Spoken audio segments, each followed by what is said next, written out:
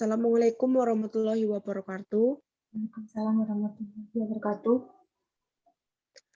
Kami dari kelompok 5 akan mempresentasikan hasil diskusi kami, yaitu kasus anak Hirschsprung atau megakolon kongenital yang beranggotakan saya Puput Yulianingrum dan teman saya Pulan Sari. Next. Definisi dari megakolon kongenital. Penyakit Hirschsprung atau megakolon adalah kelainan bawaan penyebab gangguan pasase usus tersering pada neonatus dan kebanyakan terjadi pada bayi aterm dengan berat lahir kurang lebih 3 kilo. Lebih banyak dialami pada anak laki-laki daripada perempuan. Hirschsprung adalah aganglionosis ditandai dengan tidak terdapatnya neuron myentericus dalam segmen kolon distal, tepat di sebelah proksimal sphincter ani. Penyakit Hirschsprung adalah suatu kelainan tidak adanya sel ganglion parasimpatis pada usus, dapat dari kolon sampai usus halus. Next. Etiologi.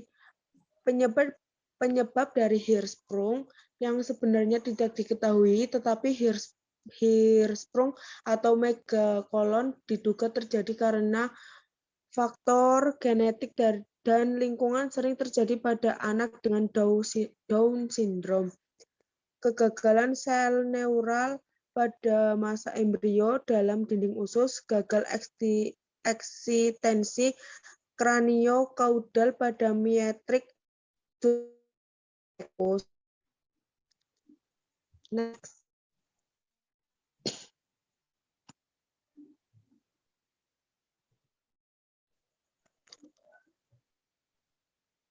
Klarifikasi.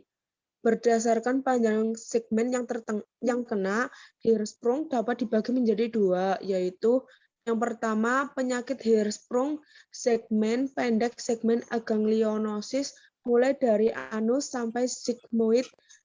Ini merupakan 70% dari kasus penyakit Hirschsprung dan lebih sering ditemukan pada anak laki-laki dibanding anak perempuan. Yang kedua, penyakit Hirschsprung segmen panjang kelainan dapat melebihi sigmoid, bahkan dapat mengenai seluruh kolon atau usus halus, ditemukan sama banyak baik laki-laki maupun perempuan. Next.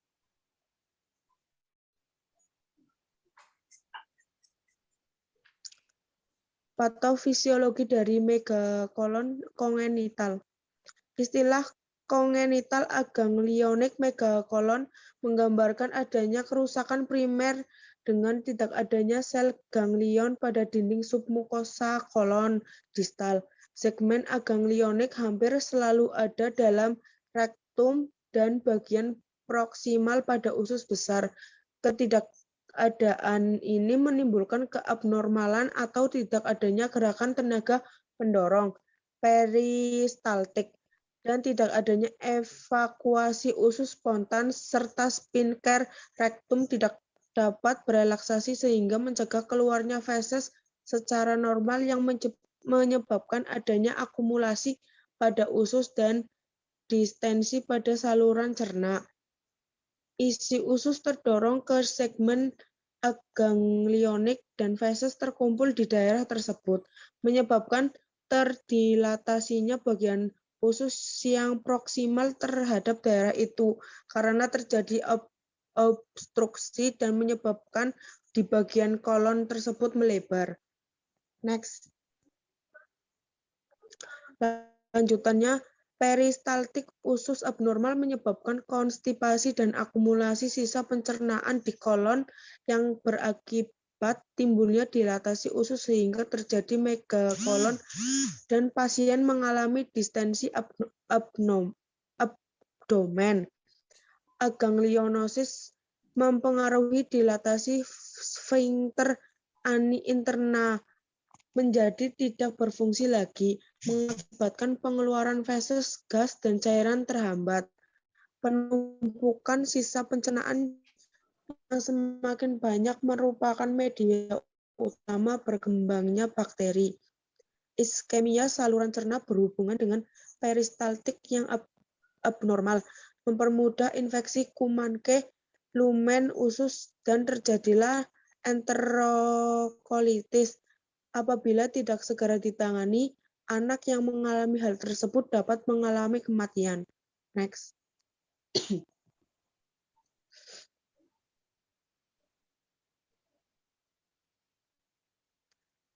Gejala penyakit Hirschsprung. Gejala penyakit Hirschsprung yaitu obstruksi usus letak rendah. Bayi dengan penyakit Hirschsprung dapat menunjukkan gejala klinis sebagai berikut. Masa neonatala yang pertama, gagal mengeluarkan mekonium dalam 48 jam setelah lahir.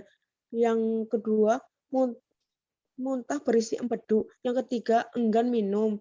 Yang keempat, distensi abdomen. Masa bayi dan anak-anak. A. Konstipasi. B. Diare berulang. C. Tinja seperti pita dan berbau busuk. D. Distensi abdomen. E. Adanya massa difekal dapat dipalpasi. Yang terakhir, gagal tumbuh, biasanya tampak kurang nutrisi dan anemia. Gejala ringan berupa konstipasi selama beberapa minggu atau bulan yang diikuti dengan obstruksi usus akut. Konstipasi ringan, enterokolitis dengan diare, distensi abdomen, dan demam. Adanya feses yang menyemprot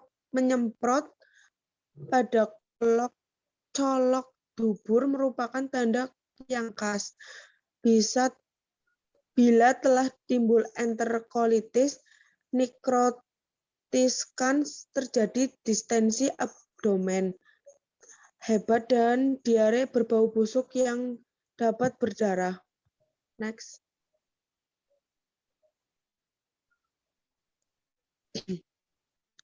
Komplikasi. Pneumatosis usus disebabkan oleh bakteri yang tumbuh berlainan pada daerah kolon yang iskemik, distensi berlebihan dindingnya. Enterokolitis necroticans disebabkan oleh bakteri yang tumbuh berlainan pada daerah kolon yang iskemik, distensi berlebihan dindingnya. Abses perikolon disebabkan oleh bakteri yang tumbuh berlainan pada daerah kolon yang iskemik, distensi berlebihan dindingnya. Perfusyi disebabkan aliran darah ke mukosa berkurang dalam waktu lama. Septikemia disebabkan karena bakteri yang berkembang dan keluarnya endotokin karena iskemia kolon akibat distensi berlebihan pada dinding usus. Next.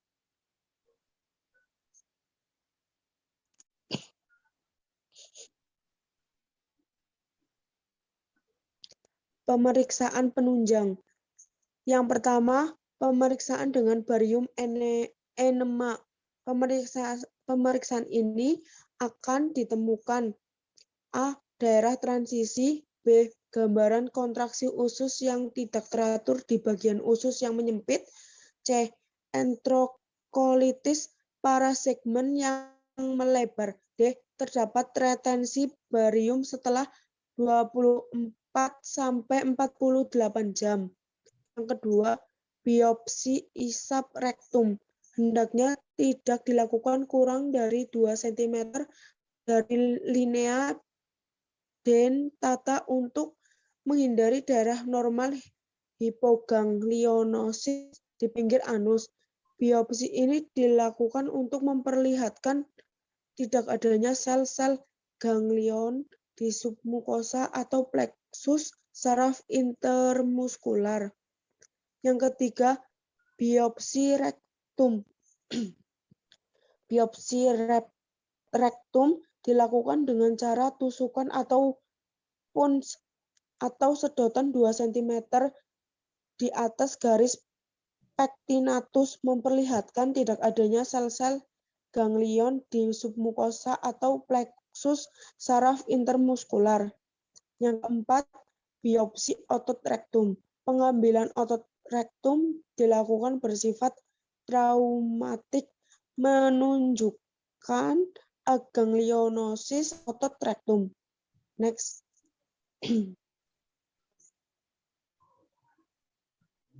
Lanjutannya, yang kelima, manometri anorektal. Dilakukan dengan distensi balon yang diletakkan dalam ampula rektum. Yang keenam, pemeriksaan colok anus. Pada pemeriksaan ini, jari akan merasakan jepitan dan pada waktu tinja yang menyemprot. Pemeriksaan ini mengetahui bahu dari tinja, kotoran yang menumpuk dan menyumbat pada usus di bagian bawah dan akan terjadi pembusukan. Yang ketujuh, foto rongsen abdomen. Pada pemeriksaan foto polos abdomen akan ditemukan usus melebar atau gambaran obstruksi usus letak rendah. Next. Selanjutnya akan dibacakan oleh Mulan. Baik, untuk pelaksanaannya yang pertama medis, penata laksana operasi yaitu memperbaiki portiona ganglionik di usus besar untuk membebaskan dari obstruksi dan mengembalikan motilitas usus besar sehingga normal dan juga fungsi spinkel ani internal. Ada 2 tahap dalam penata laksaan medis, yaitu yang pertama, temporary ostomy dibuat proksimal terhadap segmen aganglionik untuk melepas obstruksi dan secara normal meleleh dan terdilatasinya usus besar untuk mengembalikan ukuran normalnya. Yang kedua, pembedahan koreksi diselesaikan atau dilakukan lagi biasanya saat berat anak mencapai sekitar 9 kilo atau 20 pounds atau sekitar 3 bulan setelah operasi pertama. Yang kedua, perawatan. Perhatikan perawatan tergantung pada umur anak dan tipe pelaksanaannya bila ketidakmampuan terdiagnosa selama periode neonatal. Perhatikan utama antara lain yang pertama membantu orang tua untuk mengetahui adanya kelainan kognitial pada anak secara dini.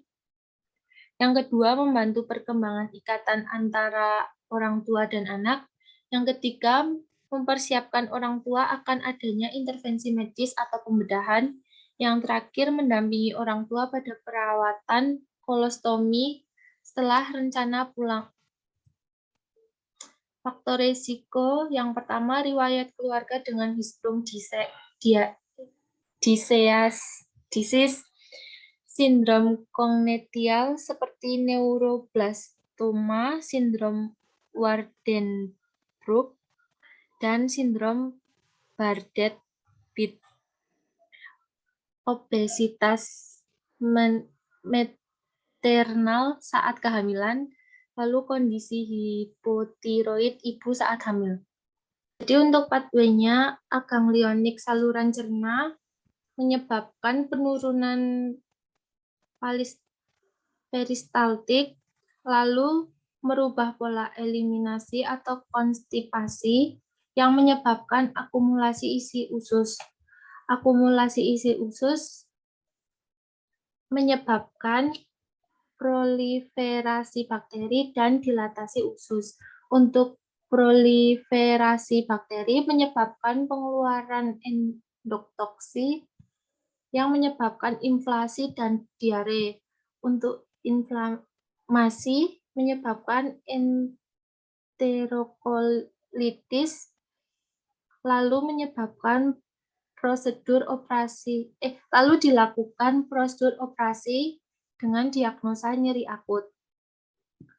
Lalu untuk dilatasi usus menyebabkan fases membusuk, produk gas meningkat yang menyebabkan mual dan muntah dan distensi abdomen.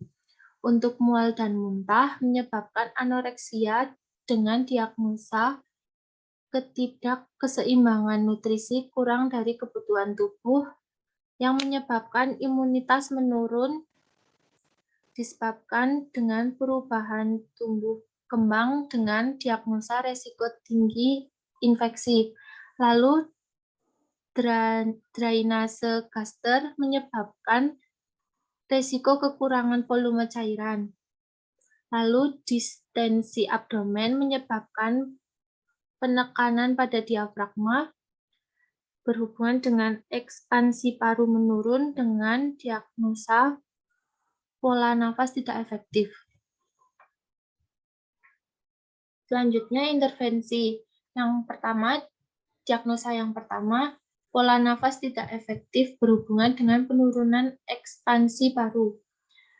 Dengan NOC-nya respiratory status kriteria hasil yang pertama frekuensi pernafasan dalam batas normal, yang kedua irama nafas sesuai yang diharapkan, yang ketiga ekspansi dada simetris, yang keempat bernafas mudah, yang kelima keadaan inspirasi.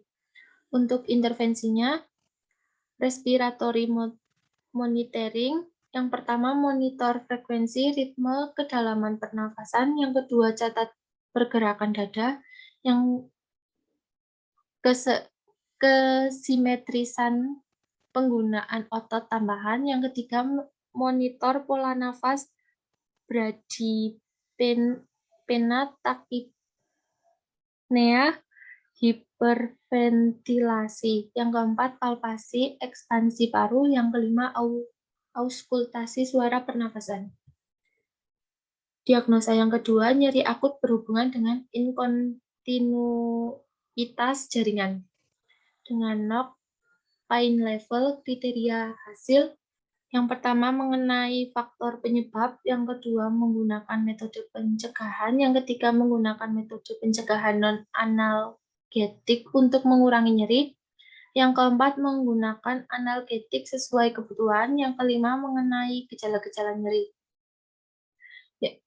Lalu NIC-nya pain management, yang pertama kaji secara komprehensif tentang nyeri meliputi lokasi, karakteristik dan onset, durasi, frekuensi, kualitas, intensitas atau beratnya nyeri, dan faktor-faktor presipitasi. Yang kedua, observasi isyarat-isyarat nonverbal dari ketidaknyamanan, khususnya dalam ketidakmampuan untuk komunikasi secara efektif. Yang ketiga, gunakan komunikasi terapeutik agar pasien dapat mengekspresikan nyeri. Untuk diagnosa yang ketiga, ketidakseimbangan nutrisi kurang dari kebutuhan tubuh berhubungan dengan masukan makanan tidak adekuat dan rangsangan muntah. Untuk NOC-nya, status nutrisi dengan kriteria hasil, yang pertama stamina, yang kedua tenaga, yang ketiga kekuatan menggenggam, menyembuhkan jaringan, daya tahan tubuh, dan pertumbuhan.